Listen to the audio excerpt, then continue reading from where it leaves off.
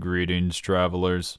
Leveling in Final Fantasy XIV is something I don't really talk about very much. At this point, I don't level a whole lot anymore, so it can be hard for me to relate to everyone after sinking a billion hours into this game. Despite my lack of direct leveling in recent history, there are some things I do start to wonder about when it comes to the leveling journey and what jobs people end up playing. If you are a new player going into Final Fantasy XIV and you want to play a healer in an MMORPG for some godforsaken reason, either because of previous experience from other games or you simply enjoy the concept of not having to do damage only for that dream to be immediately shattered, starting a new character in Final Fantasy XIV and wanting to heal gives you a plethora of options. Just kidding. You don't have a choice. You're going to play Conjurer. Obviously, this is still a remnant from the class system, but Conjurer turns into White Mage at level 30 after doing the appropriate job quest. So yes, you're playing White Mage. A common sentiment that you'll hear repeated over and over among players is that White Mage is the easiest and most straightforward healer in the game. So easy, in fact, that my mother, who doesn't play any video games, could probably play it. Look, she doesn't really understand my hobby, but tries to understand it anyways. Thanks, Mom. But I don't think someone who has never moved a character in a video game before would be able to pull it off. But of course, all of this really makes me wonder if it's actually that much easier than the other healers. Talking about White Mage is already the hottest take in Final Fantasy XIV because seemingly no matter what happens to the job, its play rate is always sky high. It's so fucking high that they could make it so that every time you cast a spell, it would kill an orphan and people would still play this job. Which brings me to my question, why do so many people play this healer, especially among casuals? Well, I have a little bit of a conspiracy theory that I'm sure you all want to know. It's literally because White Mage is the only healer that you can play when you first start playing the game. This is one of the classic, you can know the numbers, as in how many people play White Mage, but understanding the numbers is a different thing entirely. So obviously I'm going to need to bring the other three healers into my conspiracy theory equation, and why I think most people don't end up switching to them from a casual perspective.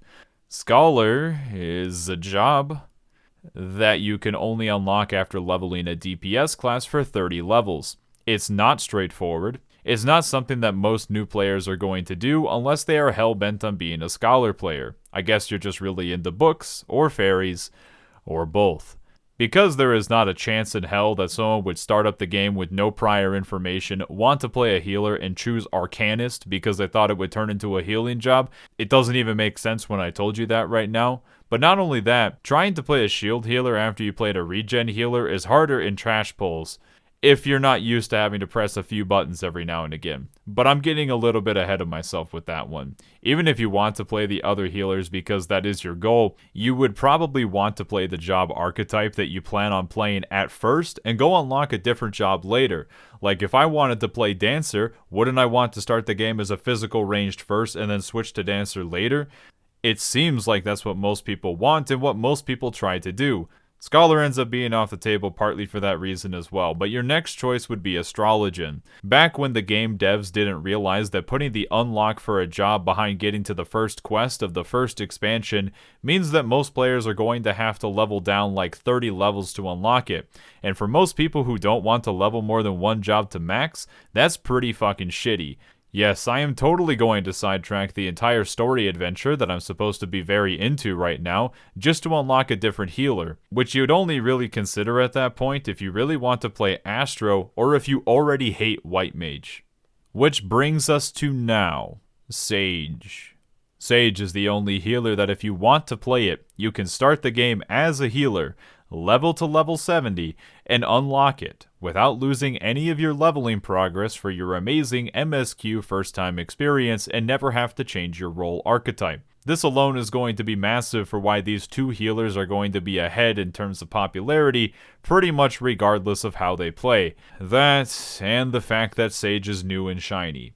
Even though Scholar and Sage are incredibly similar. But unlocking Scholar isn't super common for reasons that I discussed earlier.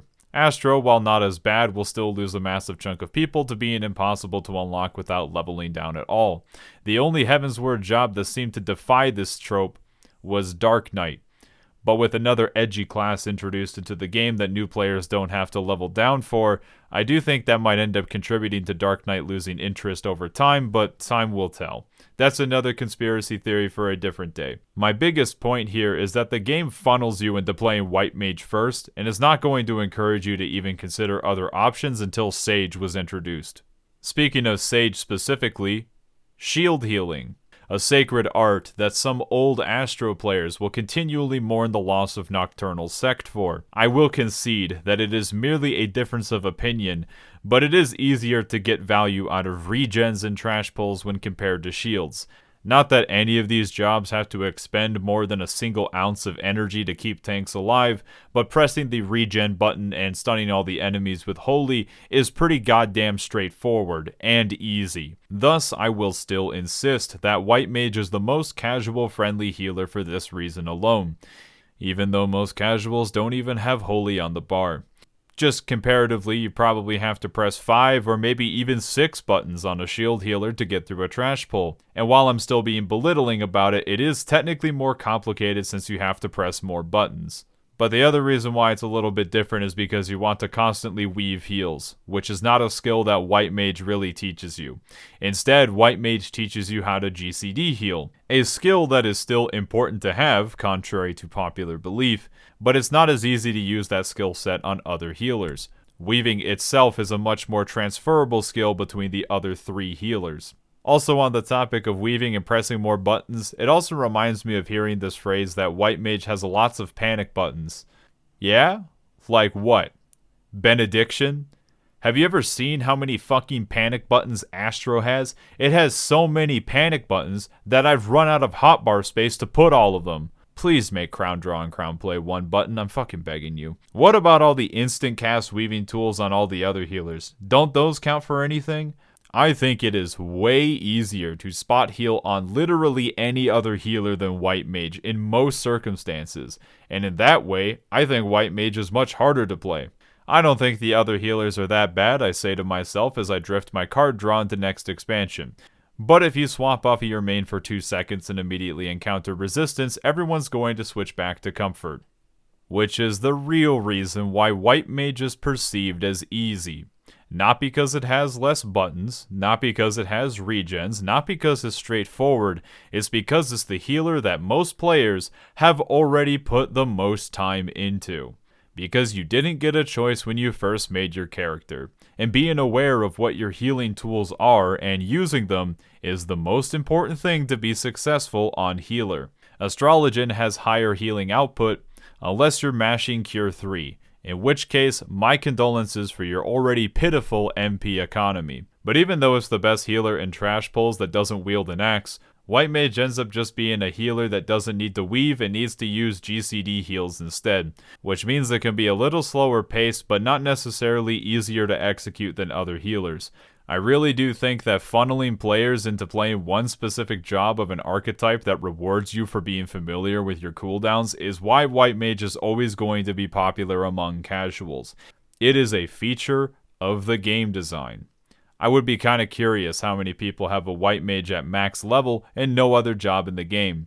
Too bad that I'm not going to look at the numbers. Now let's get out there and throw all of my opinions into the garbage where they belong.